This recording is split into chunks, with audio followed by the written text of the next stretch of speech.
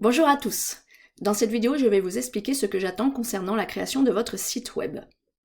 Première chose, vous pourrez vous appuyer sur le document ressources dont vous voyez la première page ici et que je vous ai déjà distribué. Vous y trouverez de nombreuses informations et notamment page 15, un memento concernant le vocabulaire, les principaux mots-clés en HTML5 et CSS3. Il vous reste maintenant moins de 15 jours pour concevoir un site fonctionnel. Je vous rappelle que vous pouvez travailler par groupe de 2 ou tout seul, c'est comme vous le souhaitez. Deuxième chose, je veux la structure suivante pour le rendu final. Un dossier que vous nommerez comme vous le souhaitez, ici je l'ai nommé mon site. À l'intérieur de ce dossier, il vous faudra créer deux sous-dossiers, l'un qui contiendra toutes les images que vous mettrez dans votre site, et l'autre qui contiendra toutes les feuilles de style associées à vos différentes pages web. Le dossier contiendra aussi la page principale de votre site, qu'on nomme par défaut index, donc vous la voyez ici. Et au passage, comme vous partez d'une page vide, vous pouvez très bien créer ce fichier directement depuis le dossier en faisant un clic droit, et puis ensuite en cliquant Nouveau, Document texte. On va changer l'extension en HTML, et puis donc vous l'appelez index. Alors moi je vais l'appeler index 2 parce que j'ai déjà un index. Ensuite on fait oui. Et voilà, on a une page web qui vient d'être créée. Je vous rappelle que pour modifier le code de votre page web, vous devez éditer votre fichier avec un éditeur de texte, tel que Notepad++. Pour cela, vous cliquez droit sur votre fichier, et puis vous sélectionnez Edit with Notepad++. Je vais maintenant poursuivre en vous rappelant la structure minimum que doit comporter un document HTML. Je vais donc éditer ce fichier avec Notepad. Et voici le contenu de mon fichier. Alors la première ligne, c'est pour préciser, pour spécifier le type du document. Donc ici, il s'agit d'un document HTML. Ensuite, vous avez les balises de début et de fin de votre code HTML. Et à l'intérieur de ces deux balises, on a les balises de début et de fin de l'entête, head pour en-tête, et les balises de début et de fin du corps de la page, body pour corps. Alors le corps de la page, c'est justement le contenu de votre page web. C'est ici que vous allez placer tout le contenu de votre page web. Alors vous aurez remarqué sans doute que j'ai indenté mon code, c'est-à-dire que j'ai laissé des espaces entre la marge ici et puis le premier mot que j'écris. Alors il faut savoir que l'indentation est parfois essentielle pour que le code ait du sens, pour qu'il soit bien interprété ensuite. En HTML, ce n'est pas le cas, mais en Python, eh bien par exemple, l'indentation permettra à l'interpréteur de comprendre où est le début et la fin d'une boucle. Alors ici en HTML, l'indentation n'est pas essentielle, puisqu'elle n'est pas interprétée. Par contre, elle donne une bien meilleure lisibilité à votre code. C'est pourquoi je vous invite vraiment à indenter votre code. Par exemple ici, pour commencer à mettre du contenu dans ma page web, je me place derrière la balise body, je vais à la ligne, vous voyez que l'indentation s'est faite automatiquement, et puis je vais indenter une nouvelle fois en appuyant sur la touche Tab de mon clavier. La touche Tab, c'est la touche qui est complètement à gauche, troisième ligne en partant du haut. Ensuite, je peux mettre du contenu, par exemple, je vais écrire un premier paragraphe entre les balises P, bla, bla, bla, et je ferme la balise P, c'était mon premier paragraphe. Hop, j'ai oublié P, voilà. Donc voilà pour l'essentiel de ce que doit contenir votre page web, c'est la structure de base. Alors maintenant, je vais aller un petit peu plus loin en précisant certaines choses. Alors, vous reconnaissez ici la structure de base d'un document HTML.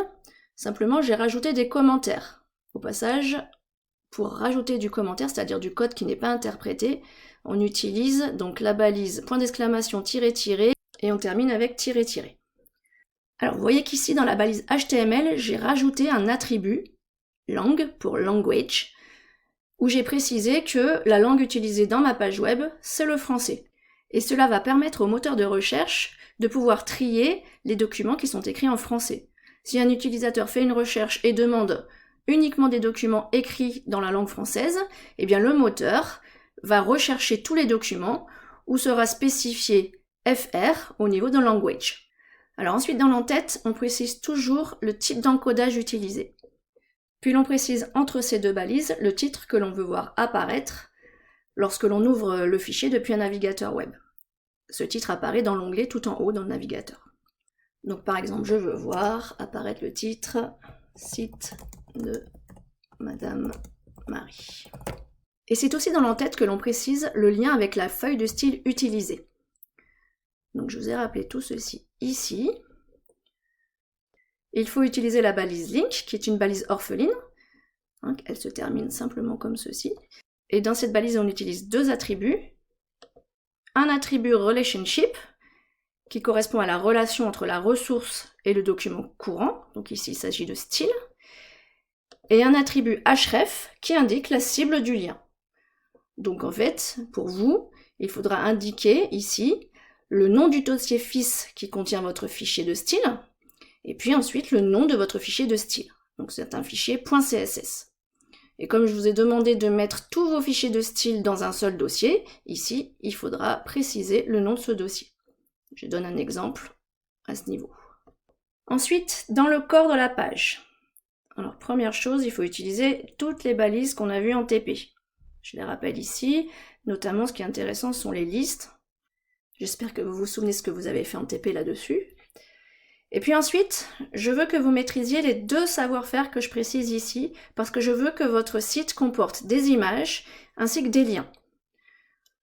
Alors, pour l'insertion d'images, je vous rappelle qu'il faut utiliser la balise IMG, qui est une balise orpheline puisqu'elle se termine uniquement comme ceci. Et pour cette balise, il faut au moins préciser la source avec l'attribut SCR, c'est-à-dire préciser où on va chercher l'image. Donc, comme vous aurez mis toutes vos images dans un seul dossier, nommé par exemple image, eh bien il faudra préciser le nom de ce dossier, le nom du dossier FIS contenant votre fichier, et puis ensuite, il faudra préciser le nom de votre fichier. Alors, je rappelle que les extensions pour les images sont soit JPEG, soit PNG, soit GIF, pour les plus courantes. Ensuite, vous pouvez aussi préciser un titre pour votre image avec l'attribut Alt, mais ça c'est pas obligatoire. Alors j'ai donné un exemple ici. Et j'ai remarqué que vous aviez du mal parfois à télécharger des images, donc je vais vous montrer comment est-ce que l'on fait. Vous allez chercher une image sur le net par exemple. Donc là je suis sur une page où j'ai demandé des images pour SNT. Celle-ci me plaît bien. Donc ce que je vais faire, je vais cliquer droit sur l'image et ensuite je vais aller enregistrer l'image sous et je vais chercher mon dossier. Alors je vais l'enregistrer dans mon site, dossier image, et puis je lui donne le nom que je veux, SNT2 parce que j'ai déjà une image, hop, et voilà. Et c'est fait. Si je vais dans mon dossier, mon site, ensuite mon dossier image, j'ai mes deux images. Elles ont toutes les deux une extension JPEG, je ne vais pas changer, ça va très bien pour ce que je veux faire. Deuxième savoir-faire à maîtriser, l'insertion de liens. Alors, pour insérer un lien, vous devez utiliser la balise A. Vous l'avez normalement déjà vu en TP. Ensuite, il faut savoir que à l'intérieur de cette balise, vous devez nécessairement renseigner la cible. Et pour ça, vous utilisez l'attribut href, comme on l'a déjà fait tout à l'heure. Alors, pour un lien vers un autre site, il suffit de renseigner dans href l'URL. Par exemple, j'ai renseigné ici l'adresse de notre établissement. Ensuite, entre la balise entrante et la balise fermante A, vous pouvez préciser le nom que vous voulez voir apparaître au niveau de votre lien. Par exemple ici, la page d'accueil du site de mon lycée. Donc ça, c'est pour un lien vers un site extérieur. Et moi, je veux que dans votre site, vous ayez au moins 2 pages en plus de l'index. 2 pages web en plus de l'index. Donc il faudra faire des liens entre les pages. Et pour cela, au niveau de l'attribut href, vous préciserez le nom de la page vers laquelle vous voulez être dirigé. Vous pouvez aussi mettre un titre au niveau du lien, le titre que vous verrez apparaître sur la page web dans le navigateur. Petite remarque, si vous choisissez de mettre plusieurs pages web dans un dossier FIS de votre dossier Mon site, à ce moment-là, il faudra aussi préciser le nom du dossier. Nom du dossier ici, du dossier, et puis slash, et puis donc le nom du fichier. Voilà, j'ai donné beaucoup d'informations, mais en même temps j'ai donné l'essentiel. Pour des compléments, je vous renvoie au document ressources Créer son site web. Si vous voulez aller plus loin, sachez que vous pouvez aussi utiliser les tableaux. Je vous renvoie ici vers un site qui vous permet de vous entraîner sur la création de tableaux, pas à pas, ce qui peut être pas mal. Et puis si vraiment vous vous laissez prendre au jeu et que vous voulez en apprendre beaucoup plus, je vous invite à consulter le site développer.mozilla.org. On va le visiter ensemble. Et là, donc, on vous apprend plein de choses sur le HTML, sur le CSS. Vous pouvez aussi faire des recherches spécifiques. Mais attention, c'est très chronophage de se lancer là-dedans. Et si vous êtes intéressé par la spécialité NSI, en première et terminale, sachez que vous irez beaucoup plus loin sur la création de pages web, et notamment vous apprendrez à faire des pages web dynamiques en utilisant le langage JavaScript. Je termine en revenant sur la structure de votre site qui devra comporter au moins 2 sous-dossiers. Un sous-dossier où vous mettrez toutes vos images, un sous-dossier où vous mettrez tous vos styles, et il comportera au moins 3 pages web. Donc une autre encore, hein. Je peux en copier une ici en faisant un CTRL-C, CTRL-V, et puis je la renomme en page 3, et puis celle-ci je vais la nommer en page 2, j'ai déjà le 2, hop, et voilà. Donc voilà la structure minimum que j'attends dans votre dossier Mon site. Et il va de soi que vous pouvez nommer les pages comme vous le souhaitez. L'idée c'est de personnaliser son site au maximum.